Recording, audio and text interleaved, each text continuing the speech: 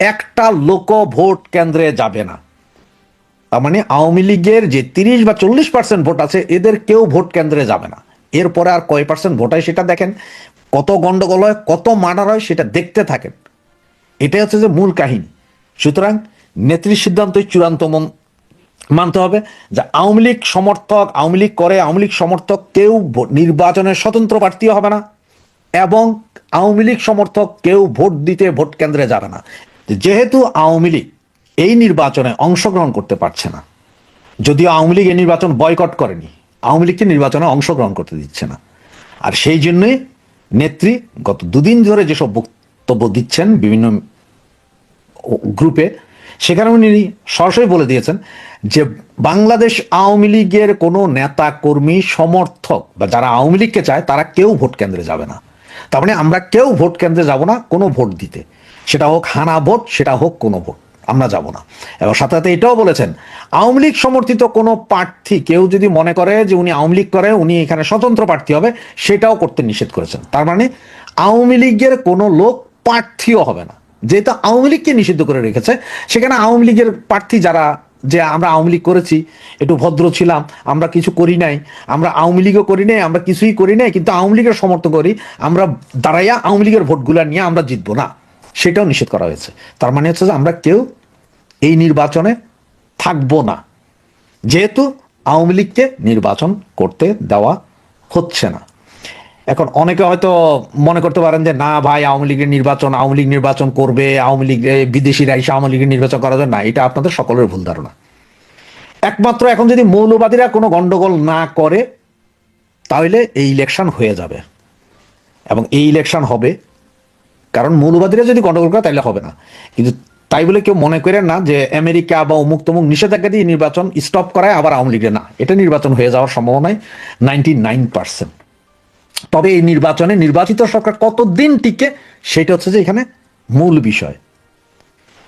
অনেকেই তর্কাতর্কি করতেছেন, ফেসবুকে অনেকে লিখতেছেন যে তারেক জি আসার পেছনে কেউ কেউ বলছেন ইন্ডিয়া এবং রাশিয়ার হাত, কেউ কেউ বলছেন আমাদের নেত্রীর সাথে, জয়ের সাথে কথা হয়ে আসছে, তারেক জি আসছে।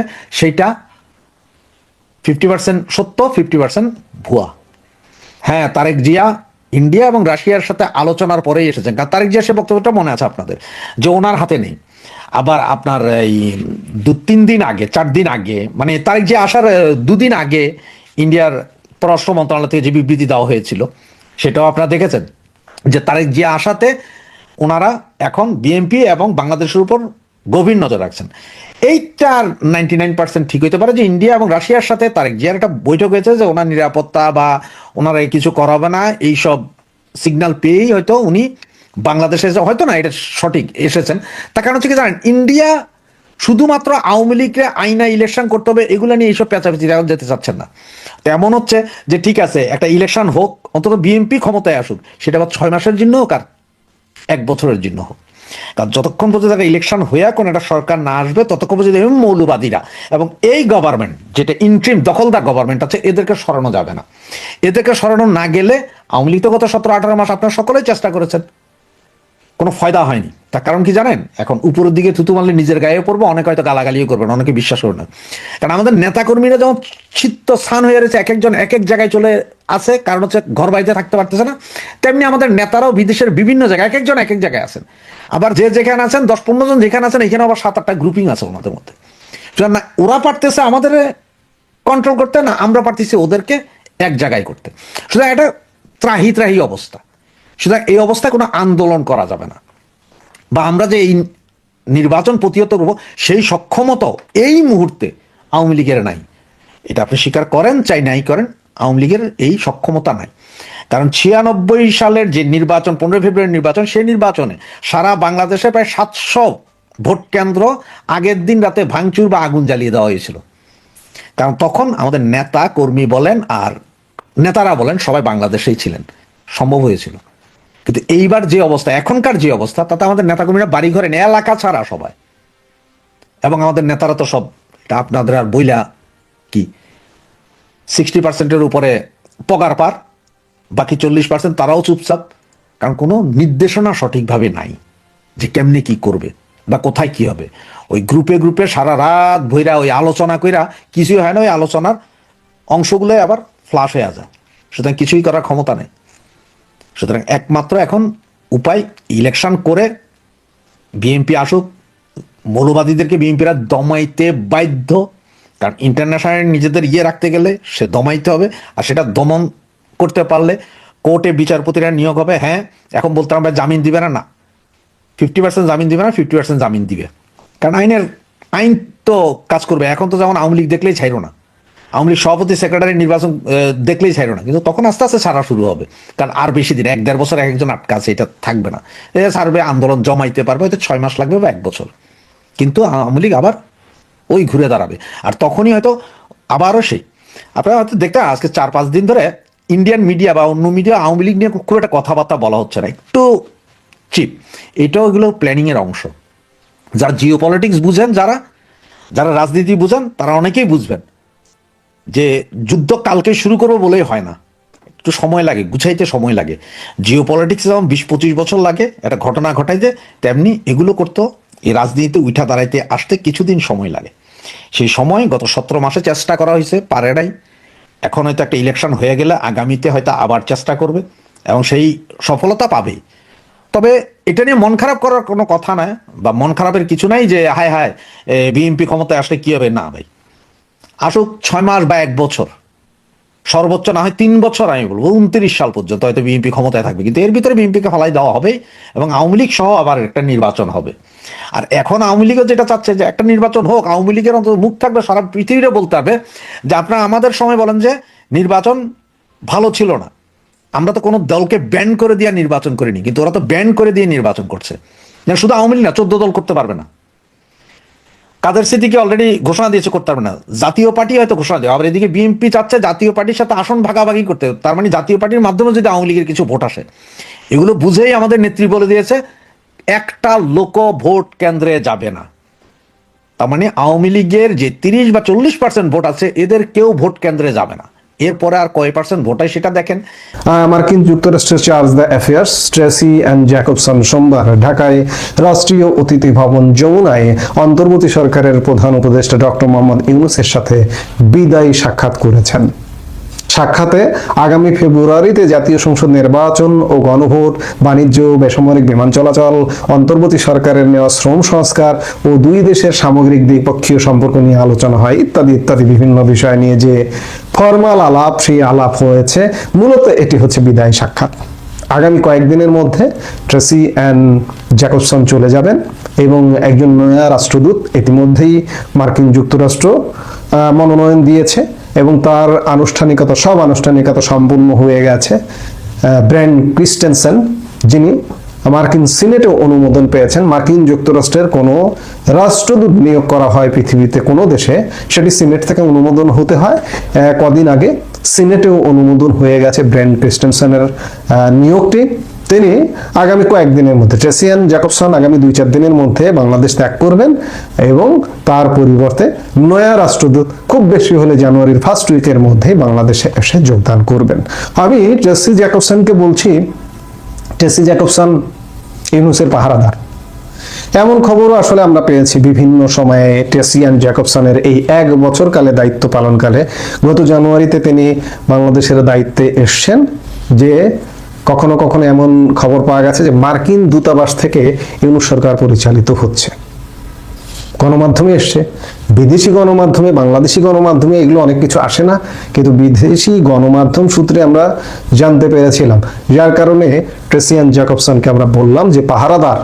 এই ট্রেসি অ্যান্ড জ্যাকবসন এমন একটি চরিত্র, পৃথিবীর বিভিন্ন সংঘাতপূর্ণ এলাকায় এর আগেও তিনি দায়িত্ব পালন করেছেন, করে মার্কিন স্বার্থ হাসিল করেছেন।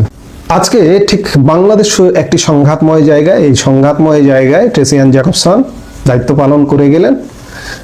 এখন মার্কিন স্বার্থ কতটুকু পূর্ণ করলেন এগুলো এখনো অপ্রকাশিত, কারণ ইউনূস সরকার অনেক নন ডিসক্লোজার কাজকর্ম করেছে, যেগুলো জনগণের মাঝে তো প্রকাশিত হওয়ার তো প্রশ্নই আসে না, গণমাধ্যমে প্রকাশিত হয়নি। এখন নয়া রাষ্ট্রদূত, সেগুলো নয়া রাষ্ট্রদূত যিনি আসছেন তিনি ইতিমধ্যে এর আগে বাংলাদেশে কয়েক বছর আগেও কাজ করে গেছেন, যার কারণে বাংলাদেশ তার কাছে অনেকটা পাঠ করা। এখন দেখার বিষয় নয়া রাষ্ট্রদূত এসে কি করেন। অন্যদিকে আজকে তো ত্রয়োদশ জাতীয় সংসদ, আসন্ন ত্রয়োদশ যে জাতীয় সংসদ নির্বাচন, আগামী 12 ফেব্রুয়ারি নির্বাচনটি হবার কথা রয়েছে এবং এই নির্বাচনকে কেন্দ্র করে আজকে একটা বড় আনুষ্ঠানিকতা শেষ হয়েছে। মনোনয়নপত্র দাখিলের শেষ দিন ছিল আজ 29শে ডিসেম্বর। এর আগে আপনারা 12টা নির্বাচন দেখেছেন বাংলাদেশে।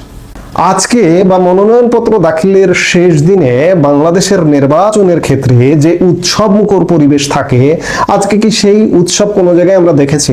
দেখিনি। এই দেখিনি বিধায় আসলে নির্বাচনটা হবে কিনা সংশয়, সন্দেহ দানা বাঁধছে।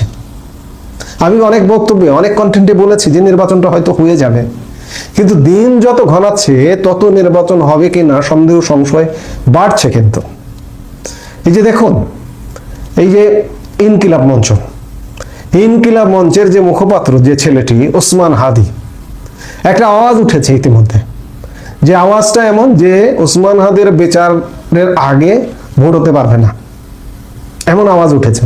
এবং এই আওয়াজের প্রেক্ষিতে এই ইনকিলাব মঞ্চ গত শুক্রবার থেকে শাহবাগে অবস্থান নিয়েছে। এই ইনকিলাব মঞ্চটা কি আসলে? এই ইনকিলাব মঞ্চটার জন্ম কবে? আপনারা খুব পেছনের স্মৃতি থেকে মনে করতে পারবেন না ইনকিলাব মঞ্চ নামে বাংলাদেশে কোনো একটা সংগঠন আছে।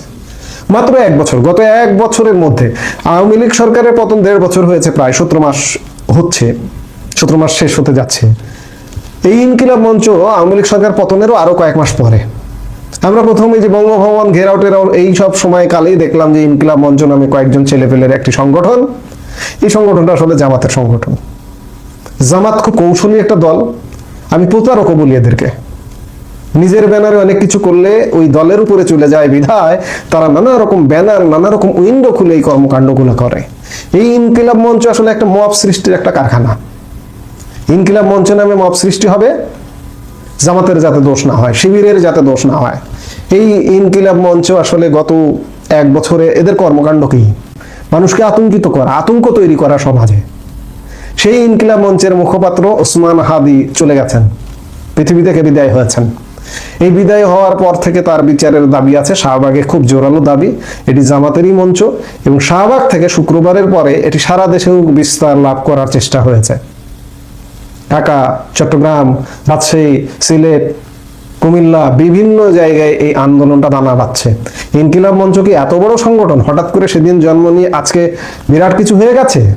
এর প্রধান পৃষ্ঠপোষক জামাত, এর অর্থ, এর শক্তি, এর জনবল সবকিছু দেওয়া হচ্ছে জামাতের নেতৃত্বে। কেউ কেউ রাজনৈতিক বিশ্লেষকদের কেউ কেউ মনে করছেন যে নির্বাচন যত ঘনিয়ে আসবে তত এই ইনকিলাব মঞ্চকে দিয়ে আরেকটা খেলা হবে, যেটি গত বছর জুলাই আগস্ট নিরপেক্ষ একটা চরিত্র দিয়ে সমন্বয়কদের দ্বারা আওয়ামী লীগ সরকারকে ফেলিয়ে দেওয়া হলো। ঠিক তেমনি রাজনৈতিক অন্দরমহলের খবর হচ্ছে যে এই ইনকিলাব মঞ্চকে দিয়ে একটা নয়া নাটক সাজানো হচ্ছে। যখন জামাত জোট দেখবে যে নির্বাচন পরিস্থিতি অনুকূলে নয়, তাদের অনুকূলে নয়, তখন এই ইনকিলাব মঞ্চটাকে জারি রাখা এবং ইনকিলাব মঞ্চ একটা নিরপেক্ষ চরিত্র, বাংলাদেশের মানুষকে ধোঁকা দিয়ে, ধোঁয়া দিয়ে, চোখে ধুলো দিয়ে এই ইনকিলাব মঞ্চ দিয়ে দেশে একটা বিশৃঙ্খল পরিস্থিতি সৃষ্টি করার একটা প্রচেষ্টা জারি আছে। এদিকে নির্বাচনের প্রস্তুতি কিন্তু চলছে। মনোনয়নপত্র আজকে দাখিল করা হয়ে গেছে। অন্যদিকে আর একটা উইন্ডো খোলা রয়েছে, যার দরুন নির্বাচন আদৌ হবে কিনা, নাকি দেশ এক দীর্ঘস্থায়ী গন্ডগোলের মধ্যে ঢুকে যায়। গন্ডগোলটা একটু থেমে আছে কয়েকদিন আগে। ওই যে ওসমান হাদির মৃত্যুর পরবর্তী সময়ে খুব বড় ধরনের কিছু স্থাপনায় আঘাত করা হয়েছে। বাংলাদেশের প্রধান দুটি গণমাধ্যম প্রথম আলো, ডেইলি স্টার এবং সাংস্কৃতিক সংগঠন ছায়ানট, উদীচী এসব জায়গায় হামলা করার ফলে সব মানুষ ক্ষুব্ধ হয়েছে। জামাতকে আপনি খানিকটা নীরব দেখছেন না? নীরবতার পরে কিন্তু ঝড় আসে।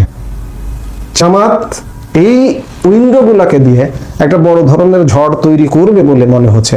এই জন্য আমি অনেক কন্টেন্টে বলেছি যে নির্বাচনটা হয়তো হয়ে যাবে, কিন্তু আদৌ নির্বাচনটা হবে কিনা সে ব্যাপারে এখনো যথেষ্ট সন্দেহ, সংশয় আছে। আমাদের দেখতে হবে। আরো 7-10 দিন না গেলে পরিষ্কার বলা যাবে না যে আদৌ নির্বাচনটা আসলে হয়ে যাবে কিনা। এখন ইউনূসের পাহারাদার চলে গেলেন, আর একজন আসবেন রাষ্ট্রদূত। সবকিছু মিলিয়ে নির্বাচন হবে কিনা আমরা সত্যিকার অর্থে একটা সন্দেহ, সংশয়ের মধ্যে অবস্থান করছি বাংলাদেশের মানুষ।